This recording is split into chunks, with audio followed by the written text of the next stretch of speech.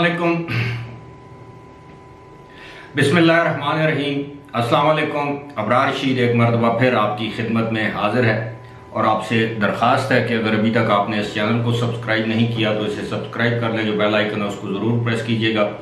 Dubai और UAE से मुतल्लिक ख़बरों के लिए जो नया चैनल है उसका लिंक डिस्क्रिप्शन बॉक्स में मौजूद है। आप उस लिंक पर क्लिक करके चैनल को सब्सक्राइब कर सकते हैं। दुबई और यूएई के हवाले से उस पर ख़बरें आपको मिलेंगी।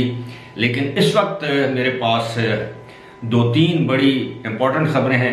एक तो बड़ी खुशखबरी है, आज दूसरा दिन है पाकिस्तान के लिए या पाकिस्तानियों के लिए अच्छी ख़बरें सामने आ रही हैं। अल्लाह करे इस तरह की अच्छी ख़बरें मज़ीद सामने आएँ, ख़ास तौर पर महंगाई के हवाले से। ये बहुत अच्छी खबर जो है वो आपके साथ ज़रूर शेयर करूँगा। इसी के साथ साथ शेख रशीद साहब को, जी हाँ, हमारे प्यारे शेख रशीद साहब, गिराओ जलाओ मार दो पकड़ लो, उनको पंजाब के एंटी करप्शन डिपार्टमेंट ने तलब किया है। क्यों तलब किया है, इस हवाले से बात होगी। और इसके अलावा एक ख़बर जिससे मैं आगाज़ करूँगा कि हमारी सिक्योरिटी फोर्सेस ने शुमाली वज़ीरिस्तान में 10 दहशतगर्दों को ठिकाने लगाया है। इनके बारे में इतलात थी कि वो पाकिस्तान के मुख्तलिफ इलाकों में दहशतगर्दी की मनसूबाबंदी कर रहे थे। इसके अलावा भी मुतअद्दिद दहशतगर्दी की वारदातों में, सिक्योरिटी फोर्सेस पर हमलों में ये लोग मुलव्वस थे। उनको आज वज़ीरिस्तान में ठिकाने लगाया गया है। लेकिन सबसे पहले वो खबर, खुशखबरी जिसका मैं जिक्र कर रहा हूँ, एक तो खुशखबरी ये है कि वज़ीर आज़म ने ये फ़ैसला कर लिया है कि पेट्रोल की कीमतों में कमी की जाएगी। ज़ाहिर है इस कमी का ऐलान 14 जुलाई की रात 12 बजे के बाद किया जाएगा और ऐन मुमकिन है आज रात कर दिया जाए।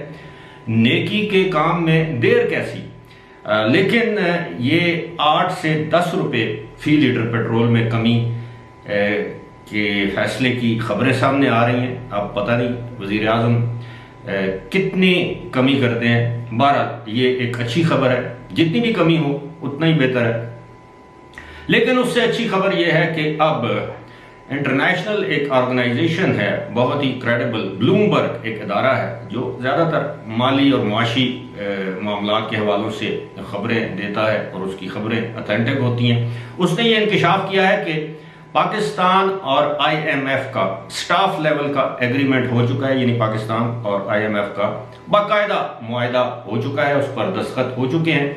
और अब 6 अरब डॉलर जो IMF के साथ ये मुआहदा किया गया है, जिसके नतीजे में हम बहुत से बहरानों का सामना कर रहे हैं। महंगाई की सूरत में, टैक्सेस की सूरत में, बिजली और तेल और गैस की कीमतों के बढ़ने की सूरत में। उस मुआहदे के तहत IMF 1.2 बिलियन यानी 1 अरब 20 करोड़ डॉलर जो है वो पाकिस्तान को अगस्त में अदा कर देगा। और इस बात का वाज़ेह इम्कान मौजूद है कि हुकूमत 1 या 2 दिन में इसका ऐलान कर देगी। ये वही मुआहदा है जिस मुआहदे के लिए हम IMF की मिन्नतें और तरले कर रहे थे इस साल जनवरी के आगाज़ से, फरवरी के आगाज़ से। लेकिन IMF पाकिस्तान को ये रकम देने के लिए तैयार नहीं था। उसकी बड़ी वजह यह थी कि गुज़श्ता दौरे हुकूमत में इमरान खान ने नवंबर में और जो IMF से किया गया जो मुआहदा था उसकी पासदारी नहीं की और अपनी हुकूमत जाने से तकरीबन 1 महीना पहले, बजाय इसके कि IMF के साथ किए जाने वाले मुआहदे के तहत कीमतें बढ़ाई जाती, लेवी में इजाफा यानी टैक्स में इजाफा किया जाता, उल्टा उन्होंने पेट्रोल और डीजल की कीमतों और बिजली की कीमतों में कमी का ऐलान करके ये मुआहदा तोड़ दिया। उन्हें मालूम था कि उनकी हुकूमत जाने वाली है, लिहाजा वो आने वाली हुकूमत के रास्ते में कांटे बिछाते बिछाते पाकिस्तान के लिए मुश्किलात पैदा कर गए। अब वो साजिश का रोना रोते हैं, ये एक अलग बात है। लेकिन अब 1.2 अरब डॉलर मिलने की खबर के साथ ही आज पाकिस्तान की जो स्टॉक एक्सचेंज है उसमें 500 पॉइंट्स का इजाफा हुआ, यानी मुस्बत रुझान देखने में आया। जाहिर है सरमायाकारों का कॉन्फिडेंस बहाल होता है। अब IMF की किस्त मिलने का मतलब यह है, मुआहदा होने का मतलब यह है कि अब सऊदी अरब, UAE, चाइना, दीगर जो पाकिस्तान के दोस्त ममालिक हैं वो अब पाकिस्तान को कर्ज देने के लिए तैयार हो जाएंगे। इसके अलावा वर्ल्ड बैंक और एशियन डेवलपमेंट बैंक ने जो हमारी इमदाद या कर्ज रोका हुआ था, जो ग्रांट रोकी हुई थी, अब वो भी अदा कर देंगे। तो इससे पाकिस्तान के जो फॉरेन एक्सचेंज रिजर्व्स हैं उसकी सूरत हाल कहा यह जा रहा है कि 18 अरब तक वो पहुंच जाएंगे। सूरत हाल बेहतर होगी, अदायगियों के जो तवाज़ुन है उसमें बेहतरी आएगी। अब आलमी मंडी में पेट्रोल या तेल सस्ता हो रहा है, अवाम तक अगर उसके असरात पहुंचेंगे ये और अच्छी बात है। लेकिन जाहिर है बहुत से लोगों को ये चीज़ हजम नहीं हो पा रही, और आप जानते हैं मेरा इशारा किस जानब है। और इस वक्त आप ये समझ, वो कहते हैं हमारे उसमें कि जी फलां के सीने पर मूंग दलना, ये उनके सीने पर इस वक्त मूंग दली जा रही है कि मौजूदा हुकूमत के दौर में एक तो IMF के साथ मुआहदा हो गया, पेट्रोल की कीमतें, अब वजीर आजम ने पेट्रोल की कीमतें कम करने का ऐलान या फैसला पहले किया, इमरान खान ने मुतालबा बाद में किया। पंजाब में जब 100 यूनिट बिजली इस्तेमाल करने वाले या उससे कम इस्तेमाल करने वाले लोगों के लिए मुफ्त बिजली फराहम करने का ऐलान हमजा शहबाज ने किया, तो PTI इलेक्शन कमीशन में चली गई कि जी ये क्यों किया, बजाय इसके कि वो सूबा खैबर पख्तूनख्वा में जहाँ PTI की हुकूमत है उस हुकूमत से कहते कि जनाब आप भी 100 यूनिट या उससे कम बिजली इस्तेमाल करने वालों के लिए ये इस रियायत का ऐलान करें, लेकिन ऐसा नहीं किया गया। यानी बुग़्ज़ में आप कुछ भी कर सकते हैं, इमरान खान और उनकी जमात से कुछ भी बैद नहीं, उनके लिए पाकिस्तान नहीं उनका इक़्तिदार पहले। तो अब ये एक अच्छी खबर मैं समझता हूँ कि ये पाकिस्तान के लिए, पाकिस्तान की मईशत के लिए, पाकिस्तानियों के लिए, पाकिस्तान के रुपये के लिए बहुत अच्छी और मुस्बत खबर और पेशरफ्त है। अब आते हैं जनाब हमारे शेख रशीद अहमद साहब, जो अवामी मुस्लिम लीग के सरबराह, वन मैन पार्टी, एक ही रुकन असम्बली हैं, इस्तीफ़ा दिया है लेकिन कबूल नहीं हुआ। अब भी हम उनको MNA ही कहेंगे और साबिक़ वफाकी वजीर कहेंगे। उनको पंजाब की एंटी करप्शन एस्टेब्लिशमेंट ने तलब किया है एक करप्शन केस में, मुबैना करप्शन मैं कहूँगा, अभी तक तो इल्ज़ामात हैं। ये बताया गया है कि शेख रशीद ने कोई लैंड थी, अब ये नहीं वाज़ेह कि वो लैंड ज़ाहिर है रेलवे की होगी, वो रेलवे के वजीर थे या वफाकी वजीर दाखिला थे, बहरहाल वो उन्होंने कोई ज़मीन जो है वो किसी हाउसिंग सोसाइटी को दी, जिसकी जो मुबैना तौर पर जो फीसें होती हैं सरकार को जो मिलती हैं उसमें बताया ये गया है कि करोड़ों रुपए की खुरदबुर या घपले या गबन या जो भी आप उसको नाम दें, बेज़ाब्तगियाँ, बेकायदगियाँ कह लें, उसका इंकशाफ हुआ है और इस केस में शेख रशीद को तलब किया गया है।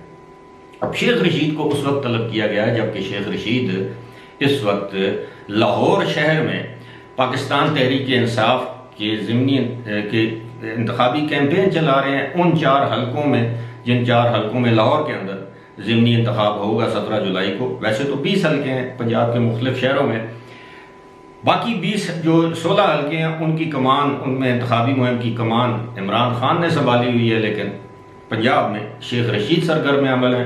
मुमकिन है PTI वाले ये भी कह सकते हैं कि जनाब शेख रशीद को इसलिए टारगेट किया जा रहा है, इंतकाम का निशाना बनाया जा रहा है कि वो लाहौर में शहबाज शरीफ, हमजा शहबाज शरीफ को बहुत ज़्यादा सख्त अल्फाज में तनकीद का निशाना बना रहे हैं, और दूसरी बात यह है कि वो PTI की कैंपेन चला रहे हैं। अब ये तो पाकिस्तान में मैं समझता हूँ कोई इतनी बड़ी खबर नहीं है। जो भी हुकूमत आती है अपने सियासी मुखालफिन के खिलाफ इल्ज़ामात आयद करती है, उनकी तफ्तीश होती है, बाद में हमें पता चलता है कि खाया पिया कुछ नहीं, गिलास थोड़ा भरा आने होता, उसमें कुछ भी नहीं। अभी आप अंदाज़ा करें, चोर, डाकू, करप्ट, क्या कह के और सुन के हमारे कान थक गए हैं, पक गए हैं।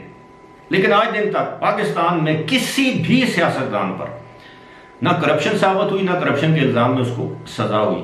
करप्शन के इल्ज़ाम में किसी सियासतदान को सज़ा नहीं हुई। अलबत्ता बहुत से ऐसे हमारे दूसरे शोबों से तल्लुक़ रखने वाले लोग हैं जिनको करप्शन के इल्ज़ामात में सज़ा भी हुई, उनसे पैसा भी बरामद हुआ, उन्होंने प्ली बारगेन की और फिर मुल्क से चले गए। तो ये सूरत हाल है। अब मैं इससे 1-2 खबरें और हैं, लेकिन मैं समझता हूँ कि एक खबर यह है कि पाकिस्तान तहरीक इंसाफ ने इलेक्शन कमीशन से रुजू किया है कि जनाब पंजाब में मुनज़्ज़म तरीके से प्री पोल रिगिंग हो रही है, यानी कबल अज़ इंतखाबात धांधली करने की कोशिश की जा रही है पंजाब हुकूमत की जानिब से, उनको रोका जाए। अब ये वही इलेक्शन कमीशन है जिसको इमरान खान उसके चीफ इलेक्शन कमिश्नर को गद्दार कहते रहे हैं, उनको नून लीग और हमजा शहबाज और मुस्लिम लीग नून का या मरियम नवाज का एजेंट कहते रहे हैं और पूछते रहे हैं चीफ इलेक्शन कमिश्नर से कि जनाब बताएं आप उनसे कब कब मिले हैं, उनसे क्या क्या हदायत लेते हैं। लेकिन आज रजू चीफ इलेक्शन कमिश्नर या इलेक्शन कमीशन ऑफ पाकिस्तान से ही किया है दादरसी के लिए। और मैं आपको एक बात वाज़ेह तौर पर बताना चाहूँगा कि इस वक्त जो सिकंदर सुल्तान राजा जो चीफ इलेक्शन कमिश्नर हैं और हमारा जो इलेक्शन कमीशन है, मेरी होश में मेरी यादाश्त में इतना आज़ाद खुद मुख्तार बाइख्तियार इलेक्शन कमीशन कभी नहीं था। हमेशा कंप्रोमाइज रहा है, हमेशा चीफ इलेक्शन कमिश्नर कंप्रोमाइज रहा है, इदारों के दबाव में आते रहे हैं। मेरे अपने करीबी अजीज हैं जस्टिस सरदार मोहम्मद रजा खान जो कि चीफ इलेक्शन कमिश्नर थे 2018 के इंतखाबात के मौके पर, वो कुछ भी नहीं कर सके RTS के मामले पर, इंतखाबात में होने वाली धांधली को रोकने के हवाले से, या जो फॉरेन फंडिंग केस है उसके हवाले से। वो 4 साल तक चीफ इलेक्शन कमिश्नर रहे लेकिन उन्होंने कुछ भी नहीं किया। हालांकि मेरे अजीज हैं, मुझे मालूम है वो ये अगर वीडियो देखेंगे तो मुझसे नाराज भी होंगे, लेकिन तारीख को तो हम नहीं झुटला सकते।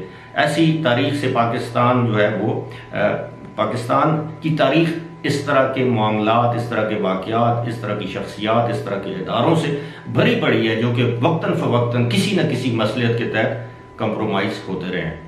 फ़िलहाल इसी के साथ मुझे दीजिए इजाज़त। खुदा हाफ़िज़।